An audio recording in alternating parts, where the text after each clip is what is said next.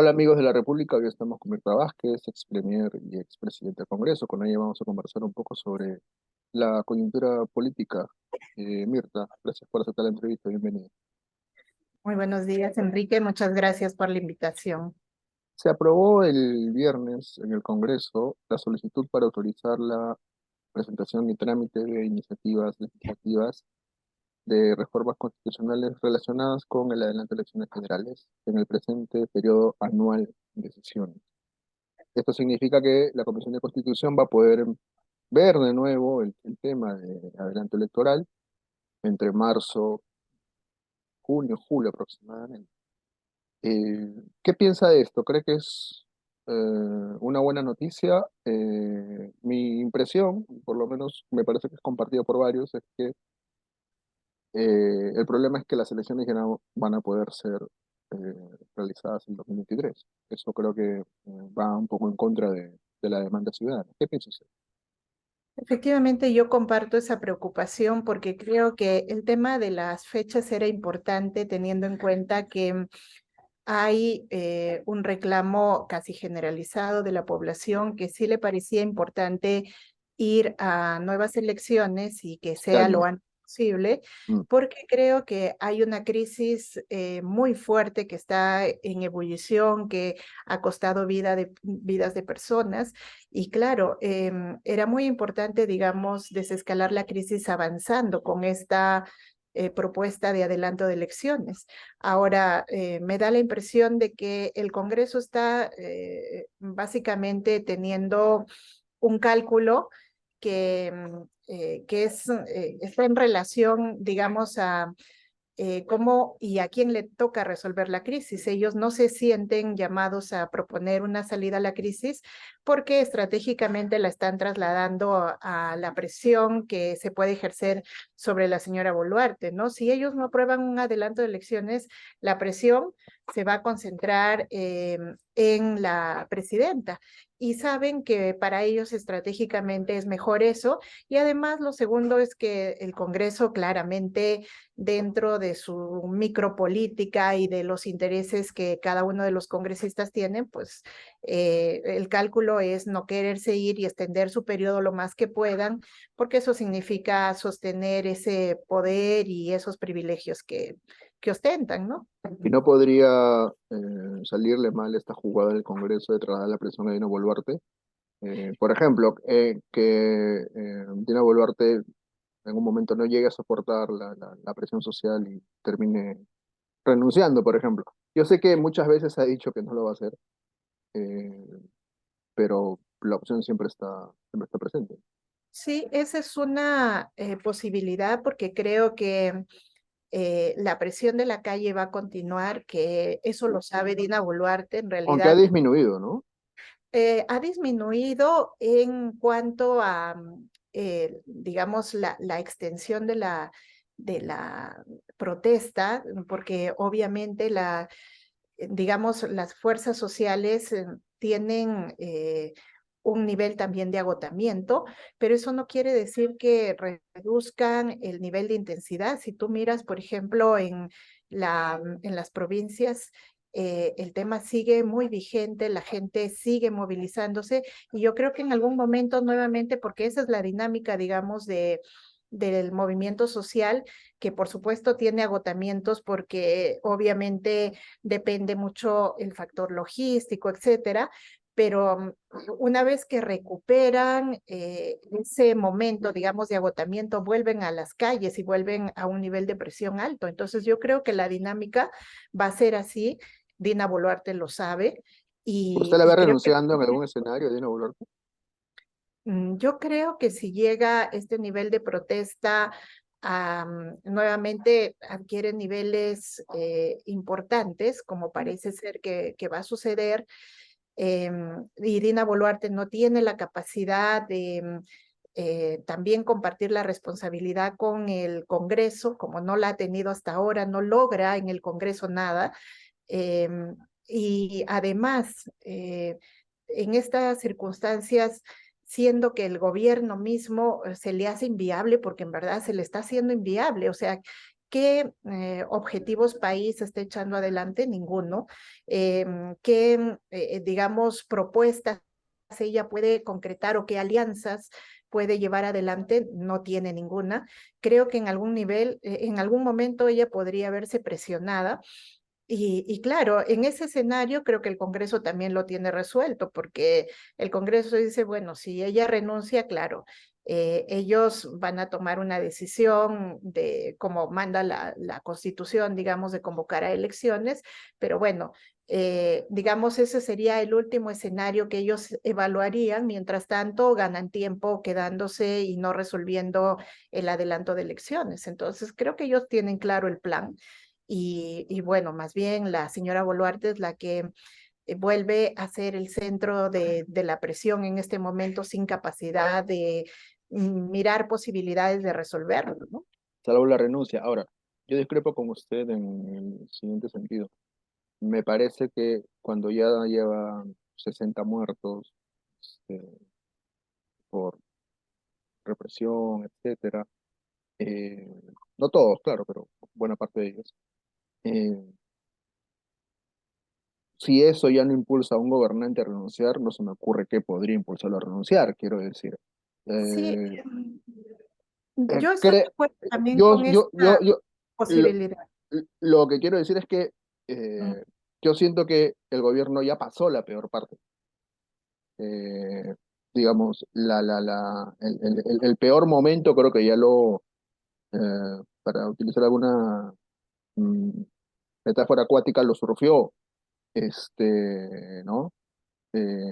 Claro, Merino renunció con 2 muertos, este, pero ya cuando llegas a 10 llegas a 20 llegas a 30 llegas a 40 llegas a 50 y no se te mueve una ceja, literalmente no se te mueve una ceja, entonces uno dice, yo no veo a esta señora renunciando bajo ningún escenario. ¿Usted qué piensa? Sí, yo creo que ese es un escenario que no se contrapone al anterior que yo acabo de mencionar, porque una posibilidad podría ser de que ella a estas alturas, no solamente por el tema, obviamente no los va a mover el tema de los resultados de que ha tenido su accionar represivo, que ha costado muertos, etcétera, eso no los va a mover. Tal vez lo que los pueda mover como manifiesto es que esta presión de la calle Ujú. sostenida vuelva y además le quiten respaldo a algunos actores políticos, digamos, los empresarios. Eso podría dar la posibilidad a un escenario de renuncia, pero lo otro también podría ser lo que tú mencionas, que es la posibilidad de que este gobierno con cortes autoritarios y además, digamos, con esta mirada de que el gobierno se debe hacer de esa manera, pues se consolide, ¿no? Y eso sería terrible, porque eso querría decir que ella opta por un gobierno básicamente muy parecido a la dictadura, donde se gobierna bajo eh, no solamente las órdenes de ella, sino las órdenes militares. Entonces también hay indicios de eso, el hecho de que haya mandado a Puno, por ejemplo, al comando conjunto, que eso no lo hemos visto hace 30 años, ¿no? Es una pésima señal de cómo quiere ir consolidando su autoritarismo. Yo creo que ahí los dos escenarios están Abiertos. vigentes, abiertos. Vamos a ver las dinámicas que suceden en los próximos meses. Creo que un punto importante estos días ha sido, por ejemplo, el que ya ha quedado casi incuestionable de que su gobierno es un gobierno que ha violado seriamente los derechos humanos y que va a tener consecuencias legales eso, ¿no? Lo ha dicho También Amnistía esta semana, por ejemplo. El informe de Amnistía Internacional ha sido bastante potente, correcto. ¿Qué piensa del informe? ¿Está de acuerdo con lo que sostiene? Sí, y a mí me parece que además este informe todavía va a ser mucho más consistente porque acuérdate que Amnistía señala que este es el informe preliminar porque han llegado a los lugares, digamos, donde las situaciones han sucedido, digamos, los primeros hechos, es decir, han llegado a Purímac, han llegado a Ayacucho, ¿no? han estado en Lima, pero todavía les falta completar el informe en Puno, que En es Juliaca. terrible. ¿No? En Juliaca. Y Juliaca yo creo que va a ser un referente que no solamente reafirme el informe, sino que haga que las conclusiones todavía sean más contundentes. Entonces, me parece que este informe es también un tema fundamental para los aliados que la señora Boluarte tiene. Vamos a ver cómo reacciona, por ejemplo, la Unión Europea, que se ha mantenido, yo creo que tratando de mostrarse un poco al margen, y eso ha, ha sido leído como un respaldo para la señora Boluarte, pero puede mantener aliados que siempre declaran ser los defensores de los derechos humanos de manera escrupulosa, podrán mantener estas alianzas cuando hay informes y pruebas tan contundentes. Eh, Digo yo, hay aliados que todavía, bueno, yo considero que son aliados, por ejemplo, cuando la iglesia no ha sido tan, digamos, directa al condenar estos hechos y al mantener una posición bastante neutral, creo que también se lee como aliados de la señora Boluarte, pero con estas pruebas y con estas evidencias podrán seguir manifestándose aliados de un gobierno como este. Los empresarios mismos, en realidad, si los empresarios, hay empresarios demócratas y digamos, suma restas para los empresarios tendrán que hacer esa evaluación, eh, yo creo que más fría y técnica, en la que vean qué es lo que les conviene, seguir manteniendo un gobierno que solo les garantice el caos, y eso va a impactar sobre sus negocios, o realmente esta protección o esta, de alguna manera todavía eh, suerte de alianza, ¿no? Se va a ir sosteniendo. Yo creo que van a entrar en una reflexión de eso. Tal vez eso determine cosas, ¿no? Pero lo otro es que si seguimos así, efectivamente, la posibilidad es que ella consolide una suerte de, o una especie de dictadura dentro del Perú, ¿no? Hace bien de izquierda, y se lo pregunto a usted como representante de la izquierda peruana, o parte de la izquierda, quiero decir, no toda, ¿no? Claro. Pero hace bien parte de esa izquierda exigir sí o sí un referéndum para una asamblea constituyente como condición para ir adelante elecciones. Sí, yo soy parte de la izquierda y no formo parte de, digamos, ninguna agrupación política, y aún siendo parte de la izquierda no agrupada, creo que siempre planteo este tema, ¿no? Y yo sé que hay muchas discrepancias, pero yo defiendo mi posición. Estamos en un momento muy crítico, donde están matando gente, donde hay mucha gente que está sobreexpuesta, y yo creo que estamos en un momento justamente donde podemos llegar a un punto de no retorno, ¿no? Si es que no logramos que haya una salida, digamos, en estas circunstancias, si no logramos desescalar el conflicto, no vamos a poder siquiera pensar en una apuesta por el cambio de la constitución, la constituyente más adelante, no, porque nos corremos el riesgo más bien de que se consolide la dictadura. Entonces, sí me parece muy importante, sin abandonar la apuesta política de nueva constitución, la constituyente misma. A mí, la posición que me parece que ahora responsablemente debemos de defender es cómo encontramos un desembalse de este momento crítico, y eso significa cómo logramos que la señora Boluarte y este Congreso se vayan. Y Es decir, después, es decir, nuevas elecciones sin condiciones. Así podría resumir yo, un poco yo su... creo que ahora responsablemente nos tocaría buscar esa salida sin mayores condicionamientos, porque además escuchando a la calle misma, yo converso con la gente que se está movilizando. De hecho, yo cada que puedo marcho con la gente, me acerco, y cuando uno les pregunta a la gente cuál sería el mínimo que ustedes exigirían para un poco calmar la situación, y la gente lo que te responde es que se vaya la señora Boluarte, y eso se consigue o con una renuncia o con un adelanto inmediato de elecciones. Sí, Entonces, otro no creo hay. que no hay otra, ¿no? Y yo creo que en este momento tenemos que asumir una postura no solamente política, que sea de alguna manera estas posturas políticas coherentes, sino que la postura política también tiene que ser ética. Vamos a permitir, si condicionamos a esto de la constituyente, que además yo creo que tiene que madurarse además en propuesta. O sea, yo escucho muchos políticos repitiendo nueva constitución y no saben, o constituyente y no saben qué están planteando. O sea, hay que desarrollar el contenido, hay que desarrollar un plan programático para mirar esa apuesta, digamos, y no me parece responsable que en este momento condicionemos a algo sabiendo que eso puede seguir exponiendo a las personas, ¿no? De acuerdo. Se puede ganar usted más en el de la izquierda por esta posición, posiblemente. Sí, de hecho yo he sido muy criticada porque esta posición la vengo sosteniendo y con compañeros que además he caminado mucho y les he manifestado además esta postura sabiendo qué significa, digamos, la, la, el resultado de un gobierno represivo y cuánto más nos puede costar.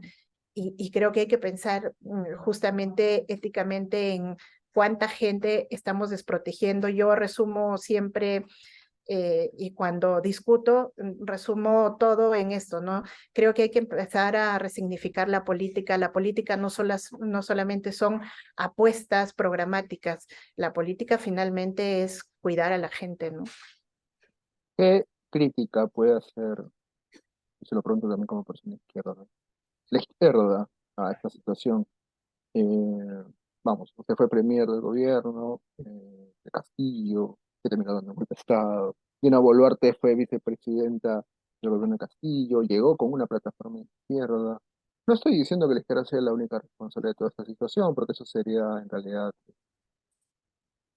eh, no cierto, ¿no?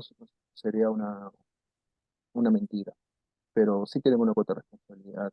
Y poco se escucha de la izquierda, en realidad casi no se escucha, nunca o muy poco, digo, algún tipo de reflexión sobre la responsabilidad que la tiene la izquierda en esta situación. ¿Qué me respondería? A mí en estas situaciones tan críticas como las que hemos llegado a afrontar en el país, creo que me hace reflexionar sobre justamente el tema de la responsabilidad y justamente la parte que nos toca asumir a todos. Yo creo que todos acá tenemos una cuota de responsabilidad, algunos más, algunos menos seguramente. Cuando usted me Y dice todos tenemos una cuota, ¿no diluye un poco la responsabilidad? y a eso voy, ¿no? Yo creo que primero entender que todos, incluso los propios ciudadanos, que tenemos que hacernos cargo de nuestro voto, por ejemplo, tenemos una cuota de responsabilidad, pero la responsabilidad en realidad tiene que sincerarse. O sea, la responsabilidad no puede decirse ya, bueno, todos tenemos responsabilidad y nadie Asume asume que la efectivamente soberanía. eh, qué es lo que le toca. Y yo creo que a la izquierda también nos toca hacer una reflexión de cuál es, hacer el mea culpa y ver en qué fallamos. Y yo creo que efectivamente hay varias cosas que tenemos que asumir como parte de nuestra cuota. El tema, por ejemplo, incluso de cómo construimos y cómo de alguna manera mantenemos a una izquierda con una militancia que realmente sea esa militancia convencida de lo que queremos, una militancia que sepa cuál es el horizonte que planteamos como país. Por ejemplo, la gran parte de la izquierda que votamos por Pedro Castillo y luego, claro, cuando vemos su gobierno compuesto por él, por la señora Boluarte como vicepresidenta, que además no tenían claro ni siquiera los principios de izquierda que debemos de defender. Entonces, claro, uno se cuestiona y dice, bueno, ¿qué clase de izquierda y a quién estamos incorporando? ¿Cómo son nuestras militancias? pasa desde esa reflexión incluso, digamos, tan profunda, hasta estos momentos en los que la izquierda debió tomar posturas y posturas claras, ¿no? Frente, por ejemplo, al gobierno de Castillo, el rol de Dina Boluarte ahora mismo. Creo que es bien importante que la izquierda defina posiciones y muchas veces Y asuma responsabilidades. y responsabilidades también, y creo que no hemos hecho todavía el suficiente esfuerzo por procesar esas responsabilidades que nos tocan, ¿no? La última pregunta, ¿cree usted que pensando optimistamente que vamos a tener elecciones adelantadas, posiblemente en 2024, si se consiguen votos, 2023 parece ya muy poco probable, eh, pero pensando, digo, optimistamente, ¿cree usted que las eh, posibilidades electorales de la izquierda luego de esta experiencia se diluyen para el nuevo proceso que se avecinaría? Yo creo que va a ser un escenario muy difícil para la izquierda, pero que es un escenario donde la izquierda también podría reivindicarse desde, digamos, esas apuestas democráticas que tiene. Si nosotros como izquierda logramos que en este momento plantear que hay una apuesta democrática mucho mayor, más allá de la misma izquierda, digamos, logramos hacer alianzas con sectores mínimamente democráticos, podríamos tener la posibilidad de nuevamente tener opciones, digamos, a ser parte en los próximos gobiernos. Yo creo que ahora, tal cual está la situación de polarizada, creo que la apuesta tiene que ser de todos los demócratas de este país, incluyendo la izquierda, es cómo encontramos mínimos para poder articularnos y hacer frente a estos extremos, sobre todo estos extremos fascistas que están empujando al país, digamos, a las peores circunstancias y los peores escenarios que hemos tenido en los ¿Ve, años. ve a la izquierda o a la centroizquierda, y con esto acabo, se lo prometo, haciendo algún tipo de entendimiento, por ejemplo, como sistemas de centro, centro-derecha? Yo espero que los compañeros de izquierda de los diferentes partidos políticos consideren esa posibilidad. En estas circunstancias, además, hay una apuesta mucho más grande que, digamos, defender solamente a la izquierda como opción. Hay una apuesta mucho más grande que es el país, cómo reconstruimos el país después de estas circunstancias. Y yo creo que eso espero que lo valoren y que miremos en esas circunstancias cómo tomamos decisiones, las mejores decisiones, las más adecuadas, pensando en que nos toca ahora mismo como país volver a plantear un escenario donde recuperamos la democracia como un mínimo, ¿no? Mirta Vázquez, ex premier y ex presidente del Congreso del Estado con la República. Mirta, ha sido muy amable, gracias por sus respuestas y sus reflexiones. Muchas gracias, Enrique. Amigos de la República, eso ha sido todo por hoy.